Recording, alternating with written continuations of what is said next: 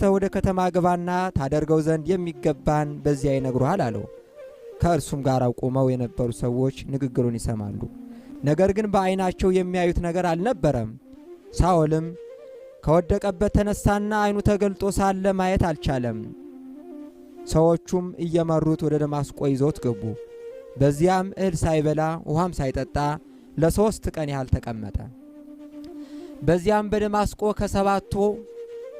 ከሰባ አርድእት ወገን የሚሆን ሐናንያ የሚባል አንድ ሰው ነበረ። ጌታ ኢየሱስ ክርስቶስም ሐናንያ ሆይ አለው። እርሱም አቤት ጌታዬ እንሆን አለ። ጌታ ኢየሱስ ክርስቶስም ተነስተ ስሟ ቅን በምትባል ጎዳና በቤተሳይዳ የጠርሴስ ሀገር ሰው የሚሆነውን ጳውሎስ የሚባል ሰው ፈልግ፣ እነሆ እርሱ በአሁኗ ሰዓት በዚያ እየጸለየ ነውና አለው። ጳውሎስም እየጸለየ ሳለ ጌታ ሐናንያን ተመስሎ በራእይ ታየው። ወደ እርሱም ገብቶ ብርሃን ያይ ዘንድ እጁን ሲጭንበት ተገለጠለት።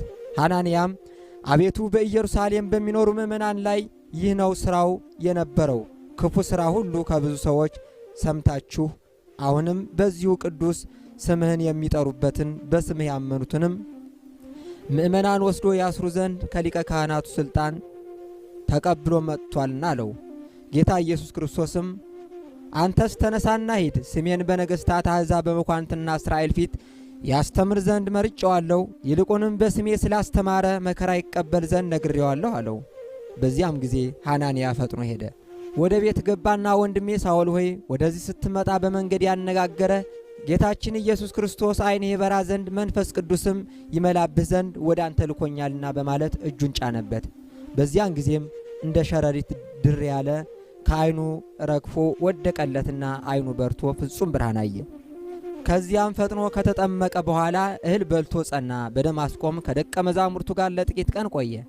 ከዚያም ያለ ማምታታት ያን ጊዜውን ፈጥኖ ወደ ምኩራብና ስለ ኢየሱስ ክርስቶስም የእግዚአብሔር ልጅ እንደሆነ እየመሰከረ ማስተማር ጀመረ።